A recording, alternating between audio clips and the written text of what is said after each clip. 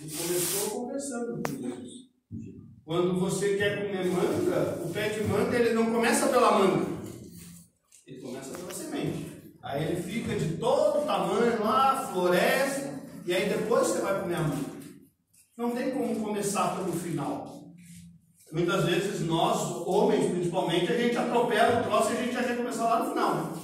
A gente quer começar a nossa carreira no final, a gente quer começar os nossos relacionamentos no final, a gente quer começar a nossa vida ministerial no final, a gente quer começar já pela colheita do fruto. E a gente esquece que tudo tem um processo. E tudo que a gente vê de Gênesis a Apocalipse teve um processo. Existe um processo. O que trouxe você até aqui hoje, te trouxe como um processo. Te trouxe como um processo de aprendizado. Né? As amizades que a gente faz nos ensinam.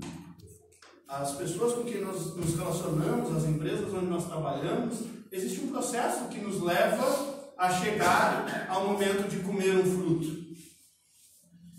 E quantos aqui estão dispostos a passar pelo processo? Quantos aqui estão dispostos a não chegar na parte final, olhando para a história de Abraão, a não chegar na parte final de Abraão, a passar pelo processo? Se Deus falar para você hoje, sai, rompe, vai para um lugar que no meio do caminho eu te falo. Quem está disposto? Começar sem nem saber onde é que tu vai ter que chegar.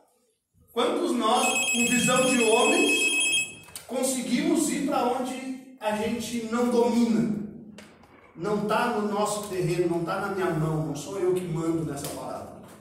Quando nós conseguimos sair, escutar a voz de Deus e dizer assim, eu vou para onde eu não conheço? Quantos nós estamos dispostos? E Abraão fez isso. E onde funciona o processo de Deus na vida de Abraão? Nas fraquezas de Abraão. Porque às vezes a gente olha e a gente diz, não, mas Deus não calculou essa parada certa. E o que Deus disse para Abraão? Sai da tua casa, sai da tua parentela, sai da casa dos teus pais. Quando Abraão saiu, o que ele fez? Falou com Ló, ó, vem comigo, vamos junto nessa parada. Foi isso que Deus falou? Ló era primo de Abraão. Primo é parente? Lá, meus primos são meus parentes. Certo? Se é sai da tua parentela, é sai da tua parentela. Mas a gente às vezes quer ensinar o processo para Deus. A gente às vezes quer dizer, não, peraí, eu vou fazer isso que o Senhor está mandando, mas tem um jeitinho melhor aqui de fazer esse negócio.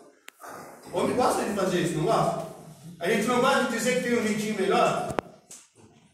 Às vezes para o chefe, às vezes para o pastor, às vezes para o líder do ministério. Não, mas eu tenho um jeitinho melhor de fazer esse negócio. A gente tem uma dificuldade de receber a ordem e obedecer a ordem. Porque quando é para a gente não obedecer a ordem, Deus traz ao nosso coração uma forma de não obedecer essa ordem. Nós passamos um processo, esses dois rapazes serviram comigo. E aí tem um colega nosso, um líder, que ele chegou no quartel no primeiro dia e ele olhou pro sargento e disse assim, ó, ninguém vai cortar o meu cabelo. Ele tinha um cabelo no meio das costas, né? E aí o sargento disse, não, tudo certo, ninguém vai cortar o teu cabelo. Botou ele sentado numa cadeira, passou a máquina na metade da cabeça dele e disse, pode levantar, pode ir embora. Do jeito que tu tá. A gente tem uma dificuldade de dizer, de se submeter a um direcionamento. E na vida com Deus, nós precisamos nos submeter ao direcionamento. A gente precisa entender que existe um processo e que esse processo não somos nós que dominamos. Esse processo, de fases em fases, é Deus que vai dizer. É que nem jogar videogame a primeira vez. Você está jogando o joguinho lá. E aí quando você passa de fase, quando é a primeira vez, você não sabe o que vai ter na próxima fase. A segunda fase da vida de Abraão foi, pega o teu filho e dá ele para mim.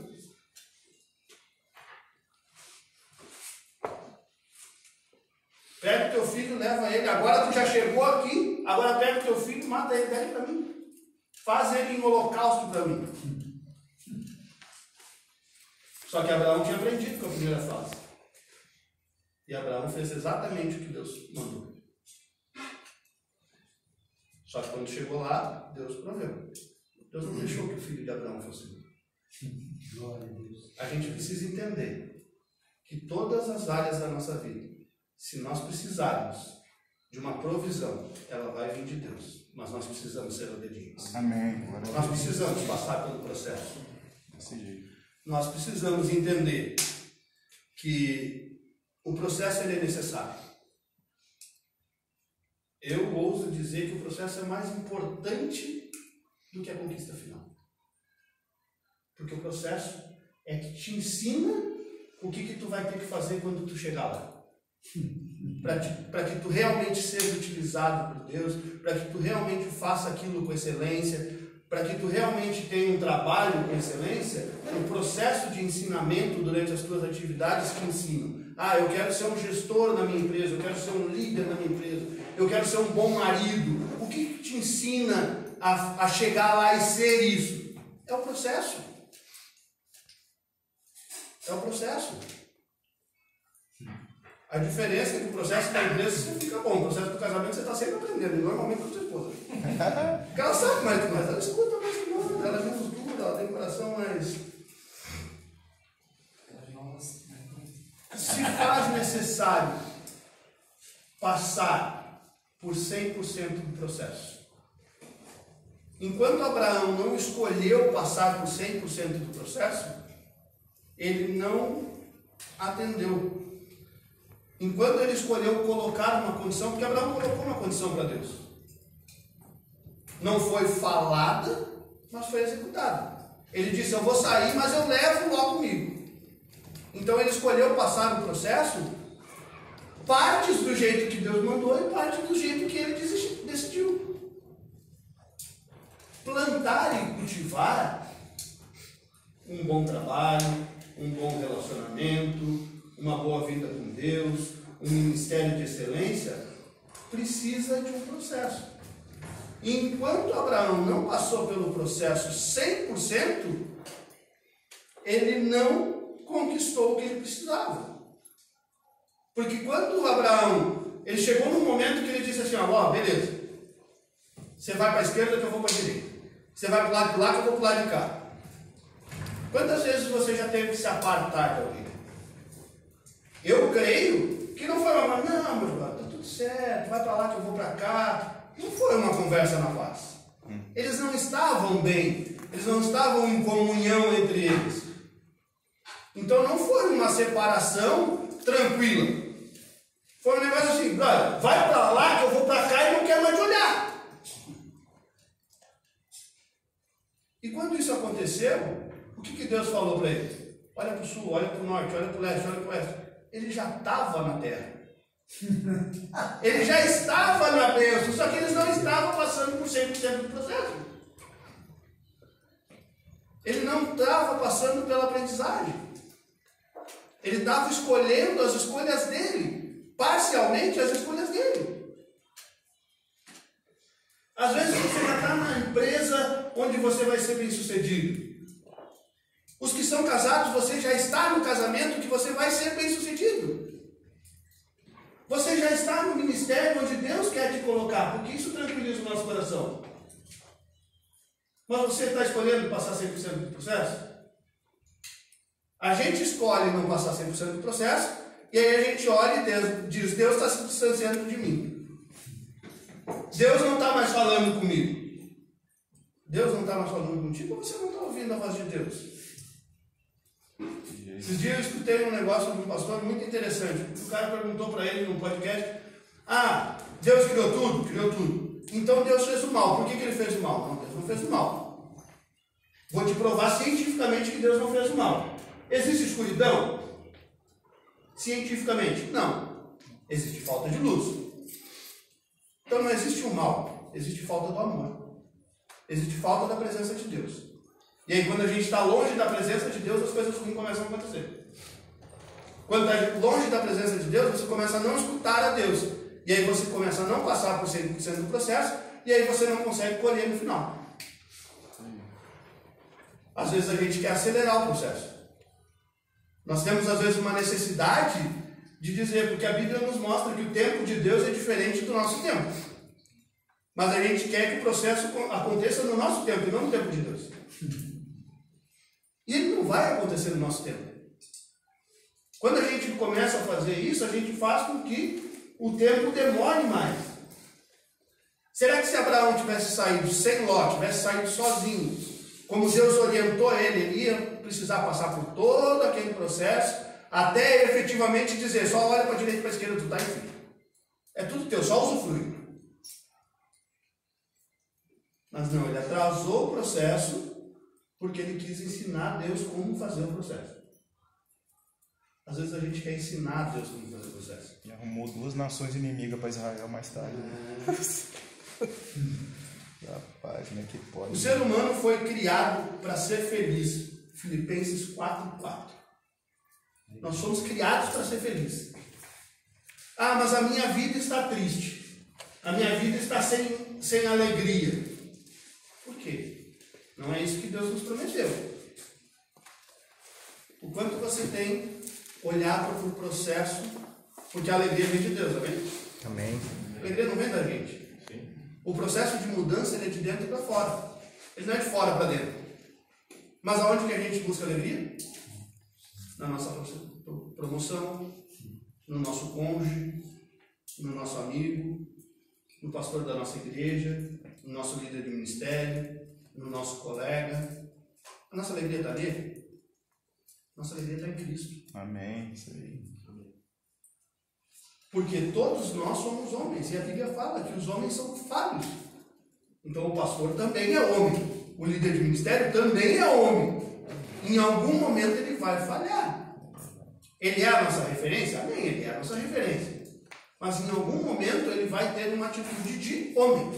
Porque ele não é Deus.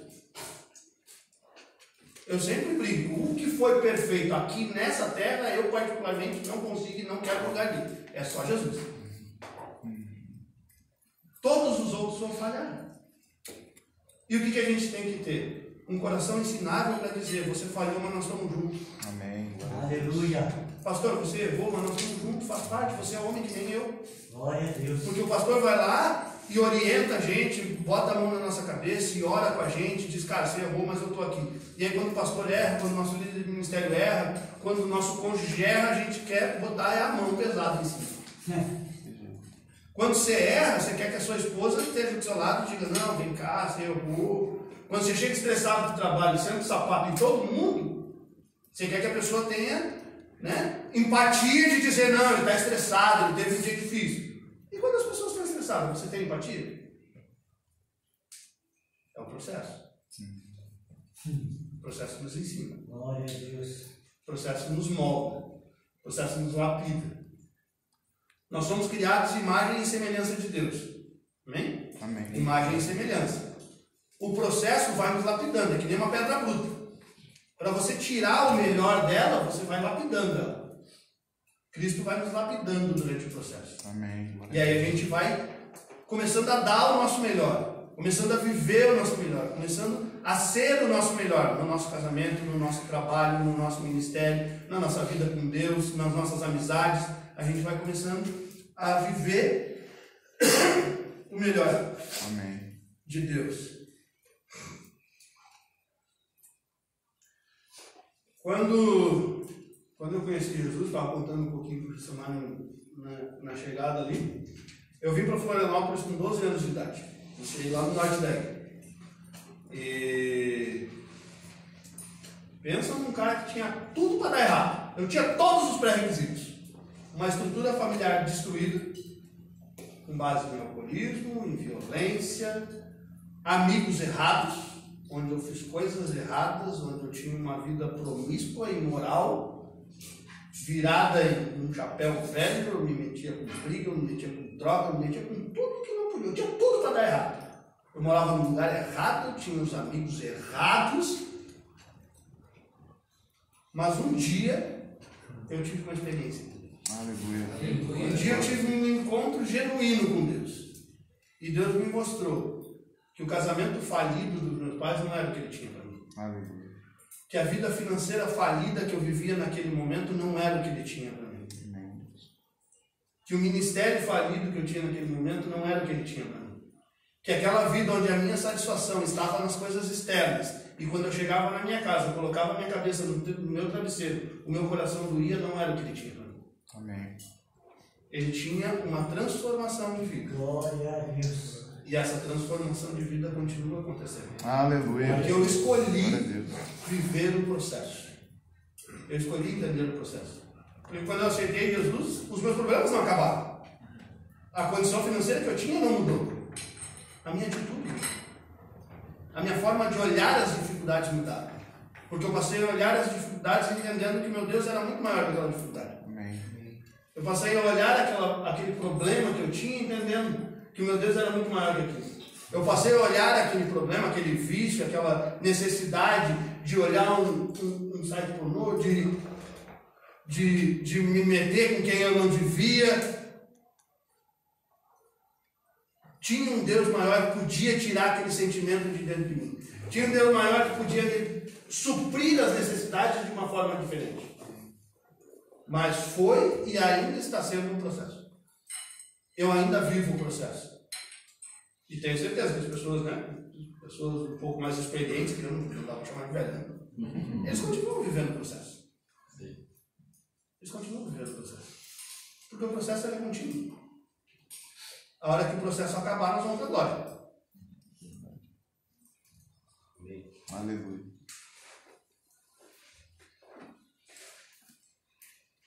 Em Gênesis 1:28, Deus nos dá uma ordem de frutificar, de multiplicar, de encher e de sujeitar. Não é um convite, não é uma pergunta, é uma ordem. Nós temos que fazer isso. Só que para fazer isso, nós precisamos tirar a semente certa do bordão certo. Porque existe um processo de plantar para frutificar, de plantar para multiplicar, de plantar para encher, de plantar para fazer sujeitar. Fazer as pessoas se sujeitarem à sua autoridade, ao momento, à condição que você está, seja no trabalho, seja na sua casa com sua esposa. Fazer a pessoa se sujeitar não é ordenar que ela te obedeça porque você fala mais alto, porque você é mais forte ou porque você tem um entendimento técnico melhor sobre aquela situação. É fazer as pessoas te respeitarem. É fazer as pessoas olharem e dizer: o que essa pessoa fala, ela faz e vale a pena seguir. Você tem sido o exemplo? Você tem deixado Deus fazer o processo em você a ponto de que seja espelhada a glória dele na sua vida em vez da sua vida naquela situação, naquela condição, naquele lugar onde você está?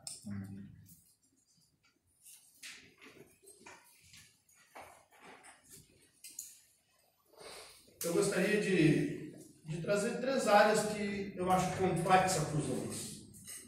E a primeira área que eu queria falar é sobre a área ministerial. Você quer viver o seu ministério completamente, plenamente? Deus, dentro da Bíblia, dentro da palavra dele, ele tem mais de 1.200 promessas. E essas promessas são para todas as áreas da nossa vida, amém? Amém. E o que eu preciso fazer para ela se concretizar? Eu preciso viver o processo. Mas aí quando eu vou para o meu ministério e eu começo a olhar o processo, eu escolho não viver o processo. Eu escolho levar o meu primo. Eu escolho olhar porque as pessoas não estão fazendo, mas eu não consigo olhar para mim. Eu olho porque o pastor deixou de fazer. Eu olho porque o colega do ministério tal não fez para me ajudar. E eu fico olhando para os outros e colocando a minha vida nos outros, e os anos vão passando e a minha vida ministerial não anda, e eu fico entendendo que Deus está me abandonando. Mas não, eu escolhi não viver o processo, eu escolhi não cultivar aquilo, porque plantar tem alguns períodos, certo? Primeiro você vai lá, ara e prepara a terra, depois você vai lá e lança a semente, daí você tem que regar aquela semente. E qual é a semente que nasce da noite para o dia? Que cresce, que termina o processo dela da noite para o dia. No nosso ministério é a mesma coisa. Alguns homens aqui têm chamado no ministério de louvor. Alguns homens aqui têm chamado no ministério pastoral. Verdade. E aí você aceita Jesus e você quer ser pastor. E aí? Você vai conduzir o povo como? Você não sabe nem abrir a Bíblia ainda. E eu não estou falando da sua competência, porque é Deus que vai fazer na sua vida, não é você. Não é você que vai ser o pastor. Deus vai pastorear aquela comunidade onde Ele te colocou através da tua vida. Mas você precisa passar por um processo de aprendizado. O meu ministério é trabalhar com casais. Beleza, e como está o seu relacionamento? Como você tem deixado Deus fazer o processo do seu casamento? Eu e minha esposa, a gente ministra curso de casais lá na igreja. Cara, todo curso de casais a gente aprende mais do que a gente ensina. Todo curso de casais, sempre só. A gente aprende mais do que a gente ensina. Porque a gente entendeu que aquele processo precisa trazer aprendizado. Se Deus colocou a gente ali, o primeiro objetivo dele é nos ensinar. Amém. Porque se eu entender que o primeiro objetivo dele me colocando ali é eu trazer o meu entendimento para os outros, eu estou me colocando acima de Deus. Eu não estou entendendo qual é a parte do processo que eu estou. Mas quando eu entendo isso, e aí eu deixo que a graça de Deus flua, como foi falado aqui, nós vivíamos na lei, e agora nós temos a oportunidade de viver a graça de Deus. A graça de Deus, ela não te dá libertinagem, ela não te dá liberdade para fazer tudo. Não, ela te dá o entendimento que mesmo que você esteja passando por um processo difícil, Deus é contigo. Amém. Ele vai te auxiliar a suportar aquilo. O segundo ponto que eu queria falar é sobre os nossos relacionamentos. Quantos de nós estamos investindo no nosso relacionamento? Quantos de nós temos tempo de qualidade? Quantos de nós podemos abrir as configurações do celular lá e dizer, eu tenho mais tempo de qualidade com a minha esposa, com o meu filho, do que com o Instagram, do que com o Facebook, do que com o YouTube? Quanto tempo de qualidade você tem entregue para essas coisas que são superficiais, que você passa correndo, porque hoje nem vê os vídeos dá mais tempo, porque é muito vídeo, é muita informação. E o nosso corpo é que nem um celular também, cheio de aplicativos, e o HD vai enchendo. E aí a gente vai se colocando aquelas coisas de forma superficial na nossa vida e esquece de ter tempo de qualidade com o que realmente vale. Qual foi a última vez que você pegou a patroa e disse, hoje nós vamos ter uma noite de gala? Vamos fazer um cachorro quente com água e luz de vela. Não precisa de dinheiro, mano. Às vezes a gente acha que, não, eu preciso ir comer lá na Beira-Mar, eu preciso ir comer lá no... Como é que é o nome dali? Indaiá, lá em Itapema. Legal se der para ir lá. Tudo certo, não está errado. O problema não é aonde você está. O problema é quanto você tem feito isso e quanto o seu coração está disposto a isso. Quanto a qualidade você tem dado para a sua família. As suas conquistas materiais, profissionais, em algum momento ela vai se acabar. Seu relacionamento com a sua empresa, ele é um relacionamento com começo, meio e fim. E esse fim vai ser bem rápido, pela sua escolha ou pela escolha da empresa. Em algum momento você vai sair, você vai se aposentar, não vai ter mais força, vai ter que mudar, vai escolher mudar. Mas no final desse processo chamado vida, quem vai estar com você?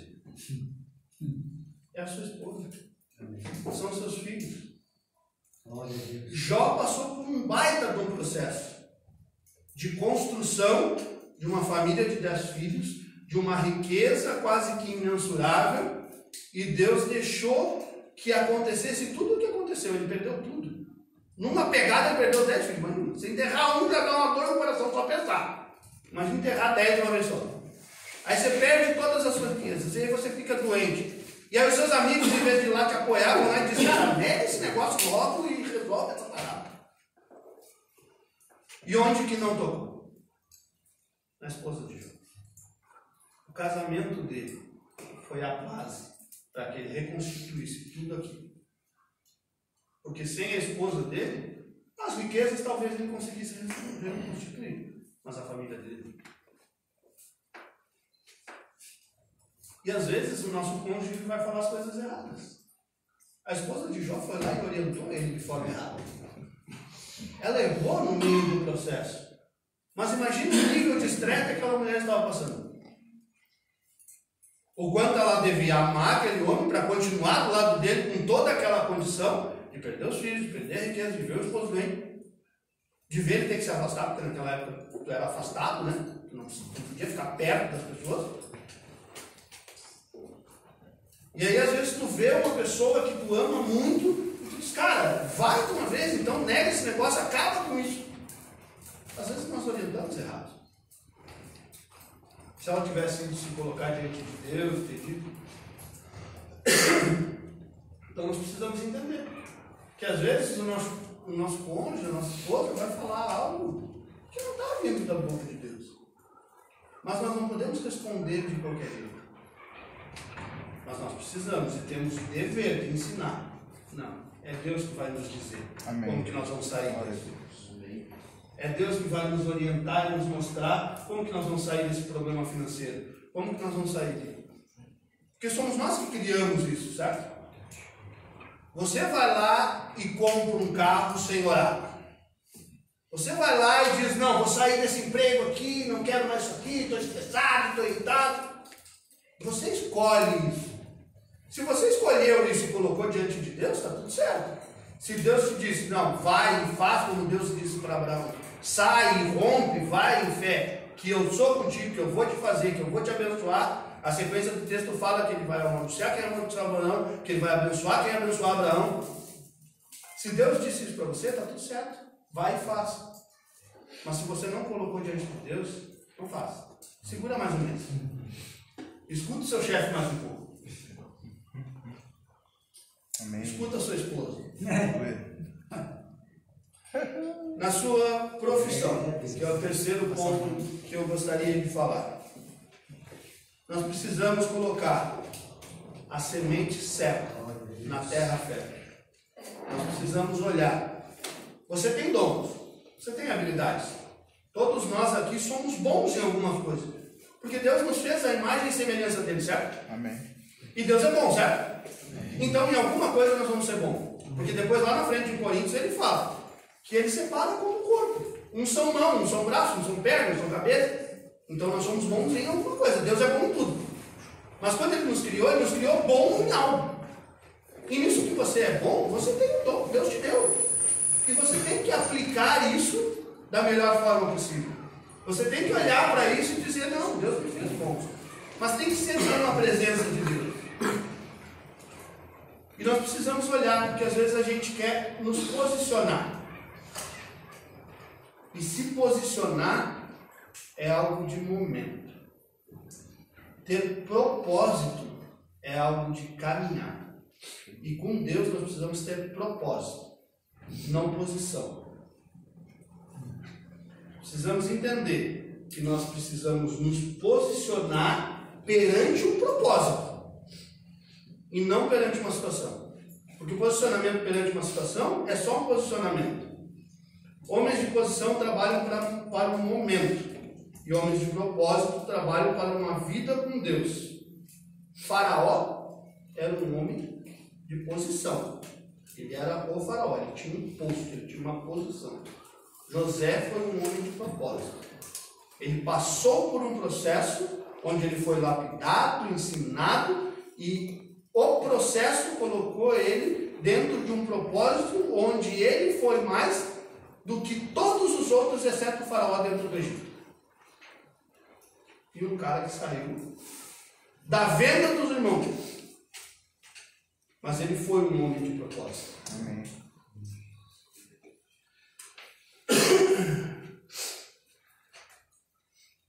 O Senhor poderia derrubar a muralha de Jericó, não poderia? O que ele falou para o povo? Ora, quer mudar sua vida profissional? Ora. Não está satisfeito? Ora. Ou Deus vai trazer tranquilidade no teu coração e dizer que está no lugar onde eu te quero. É aqui que eu vou te usar. O Cleison trabalha comigo, ele sabe, cara, o meu propósito na empresa, eu tenho uma posição, um cargo que exige algumas entregas da minha pessoa. E para isso o meu conhecimento técnico serve. Mas o meu propósito é fazer que todos os dias, pelo menos alguém, saia mais feliz daquele lugar porque ele entendeu que Deus pode fazer uma vida diferente para ele. Se eu não sair da minha casa, deixar a minha família, deixar o meu filho, deixar a minha esposa, às 6 horas da manhã, com um propósito de fazer as pessoas entenderem que Deus pode mudar a vida deles, de nada vai valer eu estar lá. Amém. Nós precisamos estar no lugar certo e com o coração devidamente direcionado. Abraão foi para o lugar certo, com o coração errado. Quando ele acertou o coração dele, ele estava no lugar certo, com o coração certo, e as coisas aconteceram e fluíram na vida dele. Depois tem toda a história que é de homem, que é normal, que todos nós vamos passar. Mais umas 2 horinhas eu já cumpri, beleza? Aleluia. Para concluir, o que nós podemos aprender ou tirar desse momento? Tudo em nossa vida tem um tempo e um processo. Tudo, sem exceção.